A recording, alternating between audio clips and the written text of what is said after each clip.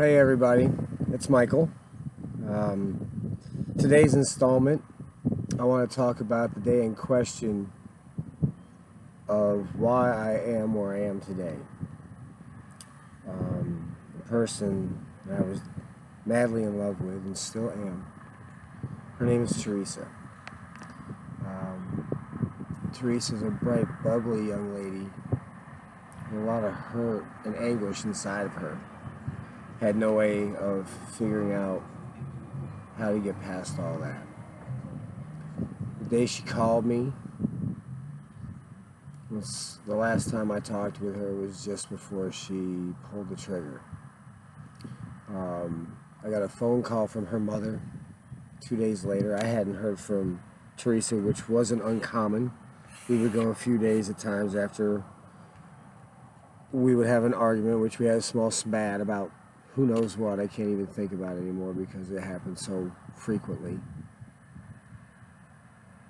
Her mother called me and said she was worried that she hadn't heard from Theresa in a couple days, which got me really worried because she always talked to her mom all the time. She may go a day, but never goes 2 days without talking to her mother at least 2 or 3 times a day, if not more.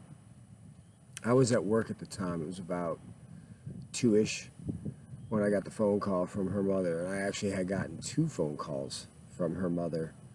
I just didn't see the first one due to the fact I was at work. As soon as she had called and told me all that, I got on the phone and called the bartender who was behind me, asking if they could come in early that day so I could get out of there and go check on Theresa. I took an Uber over to the house. When I got there, the car was outside. One cat was meowing profusely outside. One was doing the same on the inside. So the first thing I did was try to look through the windows. She had her Venetian blinds down, so I couldn't get a good look at it. I could see through certain holes and stuff like that, but couldn't really get a good picture as to what was going on. So I'm walking around the apartment trying to see if anything's available, anything's open so I could get in. Everything had been locked up tight, so it's not like somebody had forced their way in or anything else. So her mother had said she had heard a thud, like she had fallen down, so I wanted to make sure that she was okay. That's why I kept yelling her name to tell her that somebody was there. As I was doing that, one of the neighbors had pulled up, and I had asked her to call 911 because I was about ready to break in the window to go find her. Now, where I broke into, the window is about 2 feet off the ground from where I was standing, so it's a window with 5 panes of glass on it, 2 of which are part of the window. One happened to be plexiglass, thank God. I pushed the window in. Now, the windowsill to the window is about 4 inches above the floor on the inside. So I'm trying to get through a window at about waist level. And when I come in, I can reach down and put my hand down very easily. But what I was trying to do was get in and unlatch the window because it had triple locks on it. It had locks on the sides and the lock at the top, the slide lock. As I pushed in the window, after I took all the molding out, and I pushed the window in, I moved the Venetian blind out of the way, and there she was. She was still seated. Well, she wasn't seated. She was prone. She had been seated in one chair.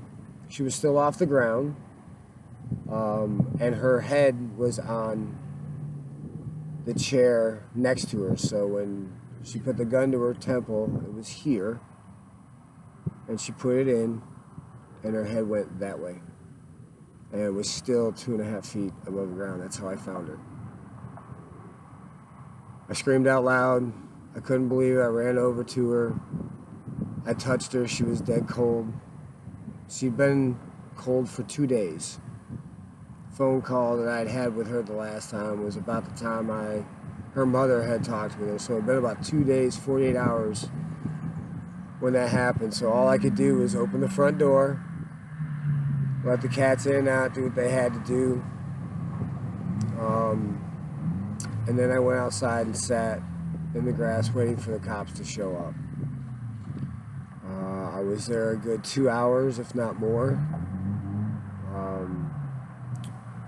The neighbor that helped with the call gave her information when the cops showed up, but she had stuff to do and she left. They took my store. I told them everything. They get a hold of Uber or whatever, and whatever they needed, they had full access to. I was there when the investigator showed up, who asked me some questions and went back inside. I was there when the coroner showed up and wheeled her body out.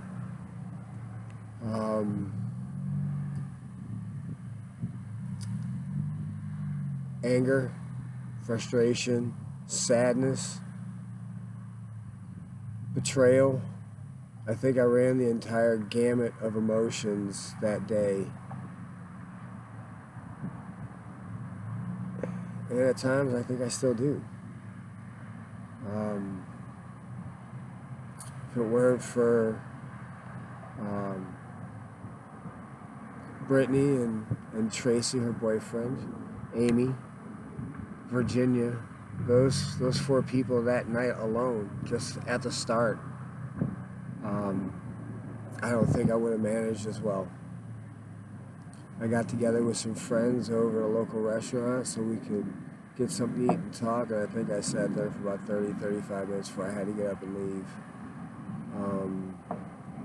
And I think I went down to the waterfront that night in the car,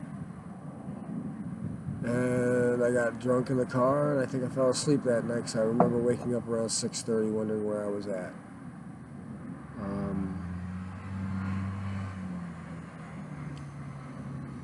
I cried most of the night. I cursed half the night. Spat her name. Cried for her to come back. Still couldn't believe she was gone. It was just a figment. I thought maybe that was just a body double in that bag that she had just taken off, and maybe she was just fooling us all, and it was just a big hoax, and she'd jump out and go gotcha or whatever, and that's how I dealt with the first day.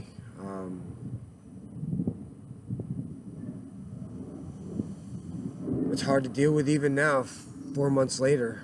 I'm managing and I'm doing well, but I'll continue to do these vlogs. That way I can look back and go over some of this stuff as well. If you are tuning in, thank you for listening. And I hope everybody out there is well tonight. Have a good night.